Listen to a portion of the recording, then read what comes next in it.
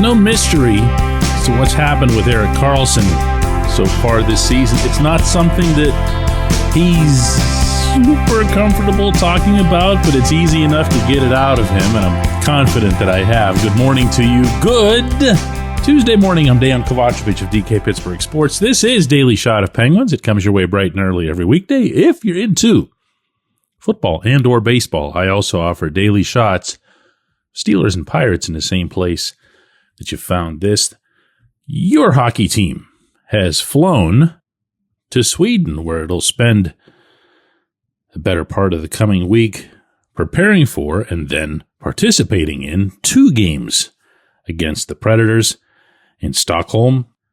And with all due respect to Philip Forsberg and the wonderful things he's capable of doing in Nashville, the star of the weekend is going to be playing for Pittsburgh, and it won't be Sid, Gino, or anyone like that. It's going to be Sweden's Male Athlete of the Year a couple of years ago, coronated as such by none other than the King and Queen of Sweden, and this after 3 Norris trophies in his NHL career and a lifetime of representing his country on the international stage, one that'll continue in February in Italy at the Olympics.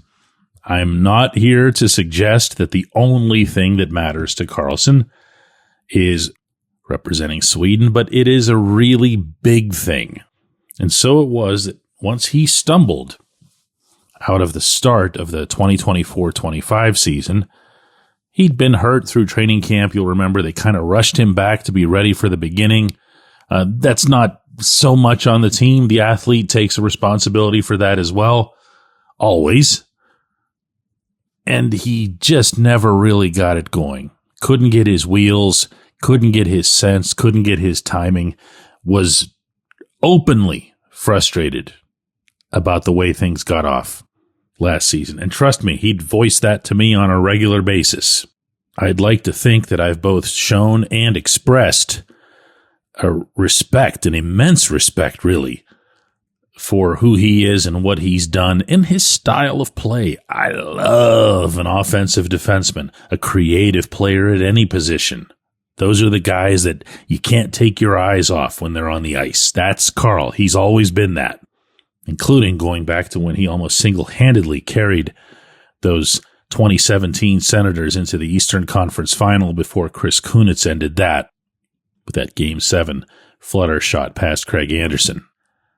And it wasn't really last season, though, that the frustration had peaked with Karlsson until he had been made aware of comments from former NHLer Johan Garpenlov, who'd been part of the national program in Sweden, strongly suggesting that Karlsson doesn't belong on Sweden's roster for the Four Nations tournament.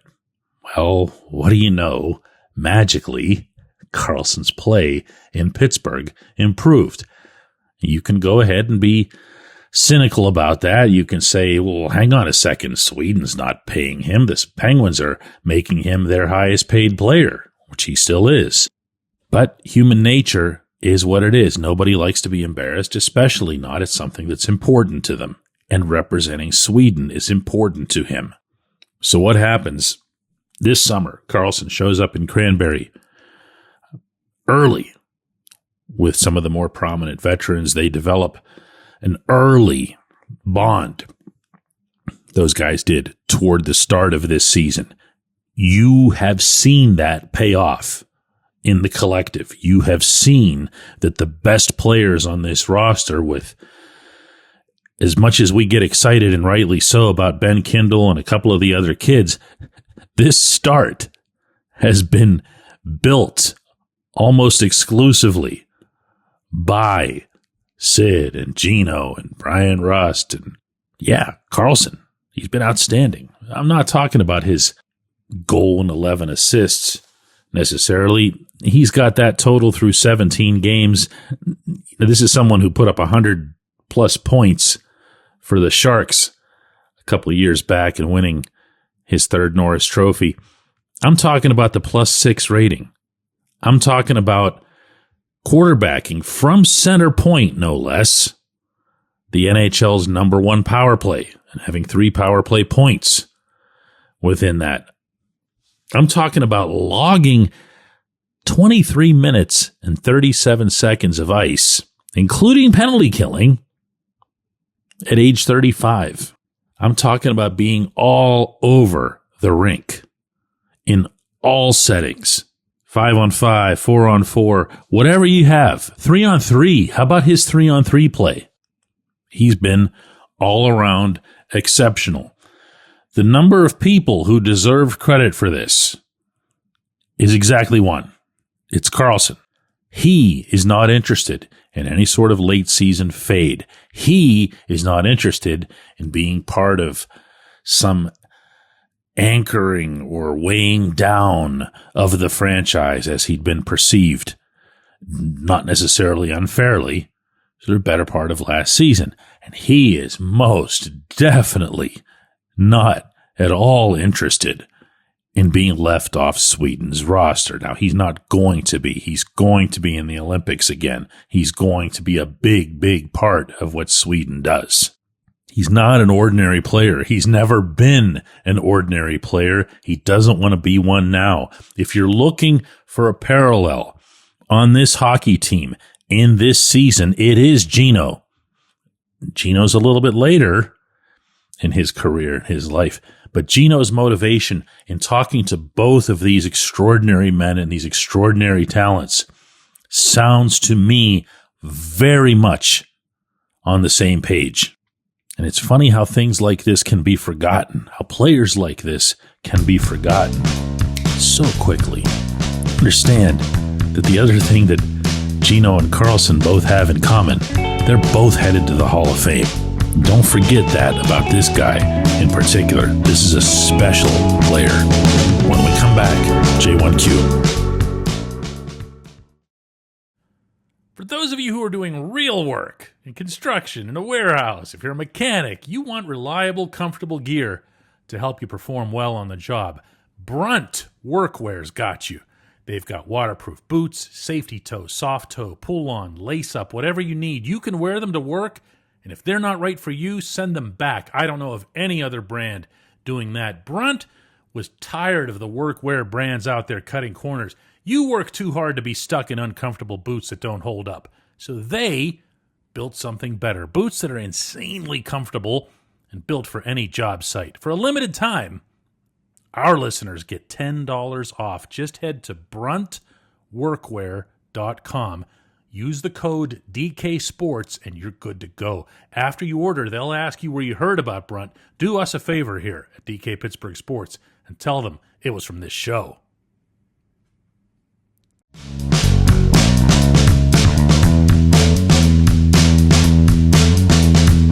Today's J1Q comes from Tim, who says, DK stats tell us that the Penguins goaltenders are not good at shootouts.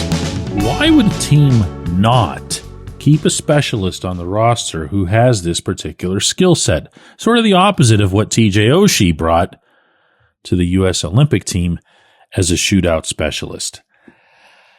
Let me start with Oshie, since I covered those Olympics in Sochi, Russia. I didn't see Oshie as being a specialist of any kind. Oshie was a really, really good overall hockey player. He was also, and you'll recall this from various playoff encounters with the Penguins, kind of an SOB on the ice, and you could use that in international competition. Way too often, those rosters are made up principally as if they're NHL All-Star rosters. Like, who are the 20 best players from a given country?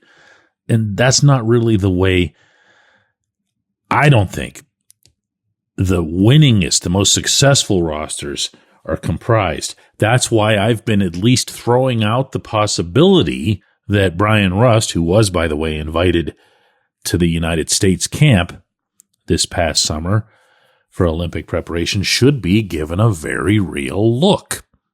If you go ahead and try to make your own American roster heading into Italy, you're going to get to a third line and a fourth line that's going to be a bunch of kids or a bunch of players who are all the same or very, very similar in skill sets and styles. That's not going to win for you.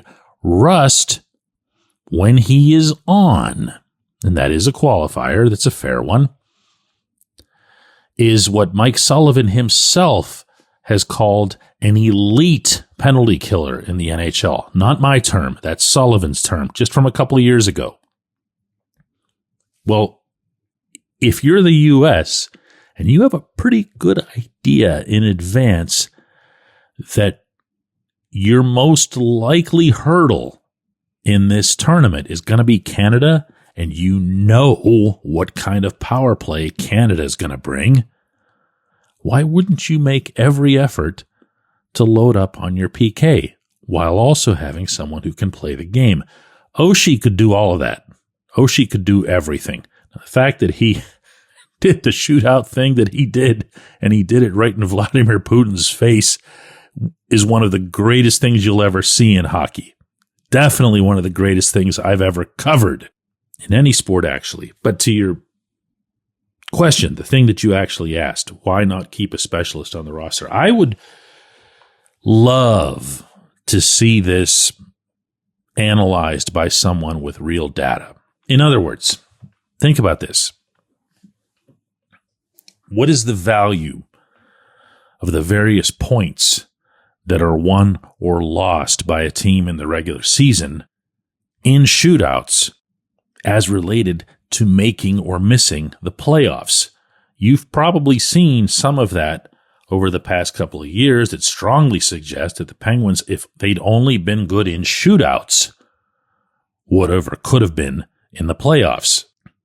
Now, what is the value of that compared to having that specialist goaltender sitting on, I don't know, what would it be, some extra folding chair down the runway if there isn't space for him out by the glass? I don't know. It's an unusual thing. It's a weird way of thinking.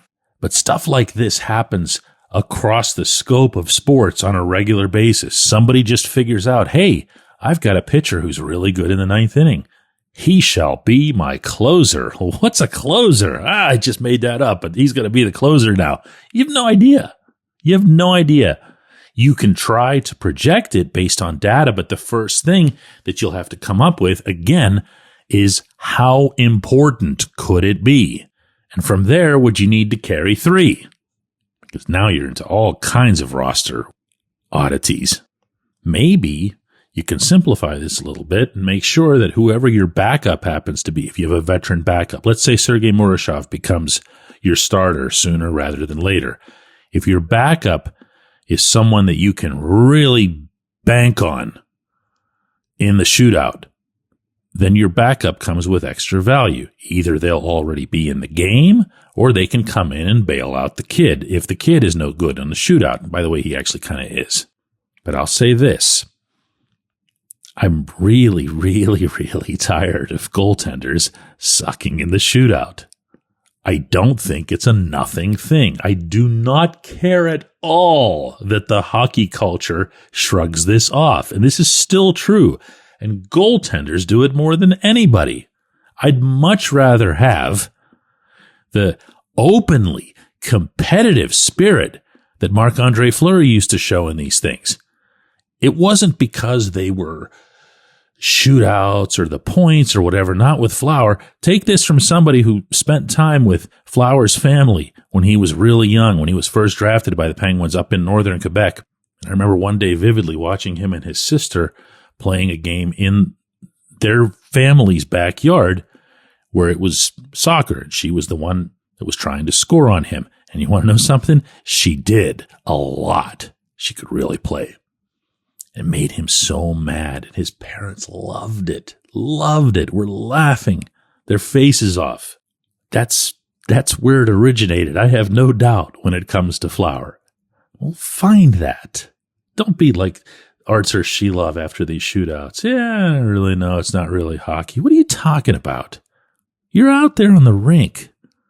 You're trying to get your team a point, even if it's not a matter of pride. And some fourth line nobody from the Devils comes skating down the rink and makes the lamest little backhand move that puts you not on your back, but on your belly, and he just backhands it into the open net? Come on, do better than that. How about that for a start? I appreciate the question. I appreciate everybody listening to Daily Shot of Penguins. We're going to do another one of these tomorrow.